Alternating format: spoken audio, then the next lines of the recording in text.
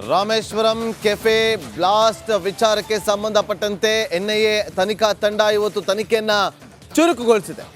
Bomber ಯಾವೆಲ್ಲ ಹಾದಿಯಲ್ಲಿ ತೆರಳಿದ್ದಾನೆ ಅದೇ ಹಾದಿಯಲ್ಲಿ ಈಗ ಫಾಲೋ ಮಾಡ್ಕೊಂಡು ಹೋಗ್ತಾ ಇರುವಂತ ಎನ್ಐಎ ತನಿಖಾ ತಂಡ ನೋಡಿ, ರಾಮೇಶ್ವರಂನಲ್ಲಿ ಆದಂತ ಬ್ಲಾಸ್ಟ್ ಈಗ ಬಳ್ಳಾರಿವರೆಗೂ ಹೋಗಿ ತಲುಪಿದೆ.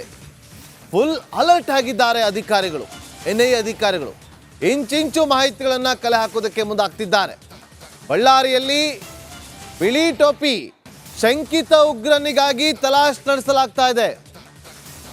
ನಿನ್ನೆ ರಾತ್ರಿಯಿಂದ ಮುಂಜಾನೆವರೆಗೂ ಕೂಡ ಶೋಧ ನಡೆದಿದ್ದು, ಶಂಕಿತ ಉಗ್ರ ಎಲ್ಲೆಲ್ಲಿ ಹೋಗಿದ್ದಾನೆ ಅದೆಲ್ಲದರ ಬಗ್ಗೆ ಕೂಡ ಈಗ ಮಾಹಿತಿಯನ್ನು ಕಲೆ ಹಾಕ್ತಿದ್ದಾರೆ. ಬಳ್ಳಾರಿಗೆ ಹೋದವನು ಬಳ್ಳಾರಿಯಿಂದ ಗೋಕರ್ಣ ಬಸ್ ಮೂಲಕ ಭಟ್ಕಳಕ್ಕೆ ತೆರಳಿರುವ ಬಗ್ಗೆ ಅನುಮಾನಗಳು ಕೂಡ ವ್ಯಕ್ತಪಡಿಸ್ತಾ ಇದ್ದಾರೆ.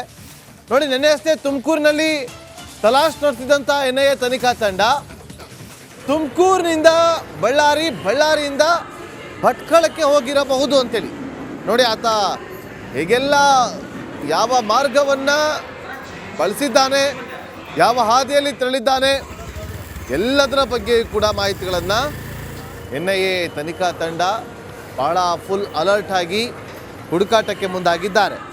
ನೋಡಿ, ಒಂದು ಕಡೆ ಬೆಂಗಳೂರಿನಿಂದ BMTC ಬಸ್ನಲ್ಲಿ ತೆರಳಿದಂಥ ಶಂಕಿತ ಉಗ್ರ ತುಮಕೂರಿಗೆ ತೆರಳಿರುವ ಬಗ್ಗೆ ಮಾಹಿತಿ ಸಿಕ್ಕಿರುತ್ತೆ.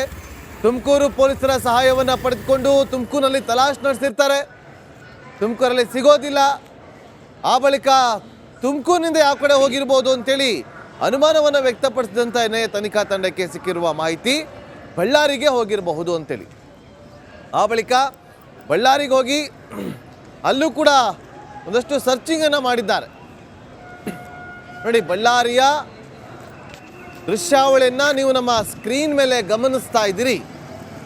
ಎನ್ಐಎ ತನಿಖಾ ತಂಡ ಅಲ್ಲಿ ಹುಡುಕಾಟವನ್ನು ನಡೆಸ್ತಾ ಇರುವ ಬಗ್ಗೆ ನೋಡಿ, ನಾವು ಈಗ ತೋರಿಸ್ತಾ ಇರುವಂಥದ್ದು ಒಂದು